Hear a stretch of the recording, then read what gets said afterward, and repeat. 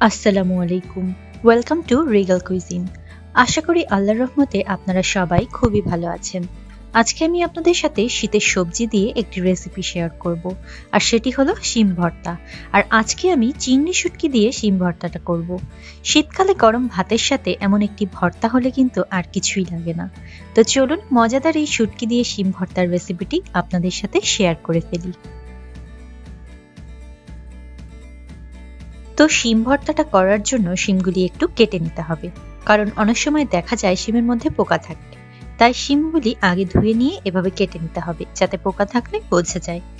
দেখুন আমি এভাবে সবগুলি শিম কেটে নিব। এখানে আমি মোটামুটি 15 থেকে 16টার মতো শিম নিয়েছি, আপনারা কম বেশি করে নিতে পারেন। আর এখানে আমি 1/4 কাপের মতো চিংড়ি শুটকিটা নিয়েছি। এই শুটকি ভালোভাবে প্রথমে বেছে নিতে হবে, কোনো ময়লা থাকলে ফেলে দিতে হবে। আমিও খুবই ভালোভাবে বেছে নিয়েছি। শিমগুলি প্রসেস করতে করতে আমি শুটকিগুলি পানিতে কিছুক্ষণ ভিজিয়ে রাখবো। এবার একটি প্যানে পানি গরম করতে দিয়েছি, এতে শিমগুলি সিদ্ধ করে নিব। সিদ্ধ হতে মোটামুটি 8 থেকে 10 মিনিটের মতো লাগবে। তাছাড়া সিদ্ধ হলে আপনারা দেখেই বুঝতে পারবেন। আমি কিন্তু অনেক সময় শিম সিদ্ধ করার জন্য এমন একটি চালনি ব্যবহার করি। ভাত রান্নার সময় চালনিটা রাইস কুকারে বসিয়ে দিয়ে তাতে শিম দিয়ে দিই। ভাপে কিছুক্ষণের মধ্যেই শিম সিদ্ধ হয়ে যায়, তাহলে আর আলাদা করে সিদ্ধ করা লাগে না। আপনারাও চাইলে ওইভাবে শিমগুলো সিদ্ধ করে নিতে পারেন। এখানে আমার শিমগুলি সিদ্ধ হয়ে গেছে, কালারও চেঞ্জ হয়ে এসেছে। আমি এগুলি পানি ঝরিয়ে তুলে নিচ্ছি। এবার একটি প্যানে শিমগুলি নিয়ে এতে যে পানি আছে ওগুলো শুকিয়ে নেব।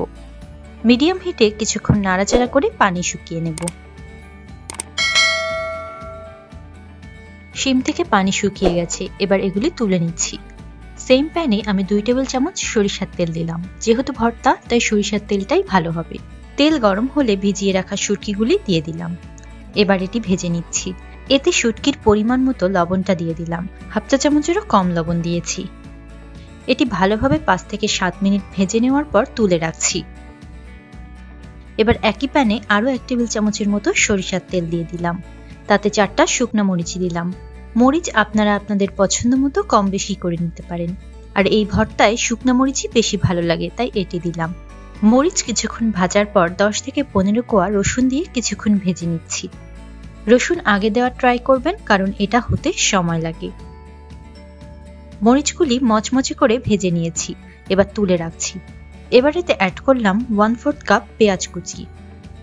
এবার চুলার হিট মিডিয়াম লো করে পেঁয়াজগুলিকে একটু নরম করে নিব, তবে ব্রাউন করব না। পেঁয়াজগুলি নরম হয়ে গেছে, এবার এগুলিও অন্য পাত্রে রেখে দিচ্ছি। রসুনগুলিও হয়ে গেছে, এগুলিও তুলে নিচ্ছি। সবকিছু ভাজা হয়ে গেছে, এবার এগুলি পেস্ট করে নিব। আপনারা চাইলে পাটায়ও পেস্ট করতে পারেন, আমি ব্লেন্ডারে করব।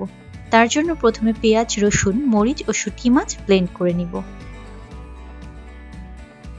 দেখুন এগুলি ব্লেন্ড করে নিয়েছি। এবার এতে সিদ্ধ করা শিম অ্যাড করে দিচ্ছি। আবারও পেস্ট করে নিব। দেখুন পেস্ট করা হয়ে গেছে। এই পর্যায়ে আমি কিছুটা লবণ দিয়ে দিচ্ছি শিমের পরিমাণ অনুযায়ী। আপনারা ব্লেন্ড করার আগেই লবণটা দিয়ে নেবেন। আমি প্রথমে দিতে ভুলে গেছিলাম বলে এখন দিয়ে আরো একবার ব্লেন্ড করে তারপর সার্ভ করে দিব। দেখুন তৈরি হয়ে গেল মজাদার শুটকি দিয়ে শিম ভর্তা। শীতকালে গরম ভাতের সাথে দারুণ লাগবে এই ভর্তা। আপনারা বাড়িতে এভাবে ট্রাই করতে পারেন, আশা করি ভালো লাগবে। তো কেমন লাগলো আমার আজকের রেসিপি কমেন্টের মাধ্যমে জানাবেন। ভালো লাগলে লাইক এবং শেয়ার করে দিবেন। আর আমার চ্যানেলে নতুন হয়ে থাকলে প্লিজ আমার চ্যানেলটি সাবস্ক্রাইব করে বেল বাটন অন করে রাখবেন। আর আমার ফেসবুক পেজটি ফলো করতেও ভুলবেন না যেন। তো সবার সুস্থতা কামনা করে আজকের মতো বিদায় নিচ্ছি। আল্লাহ হাফেজ।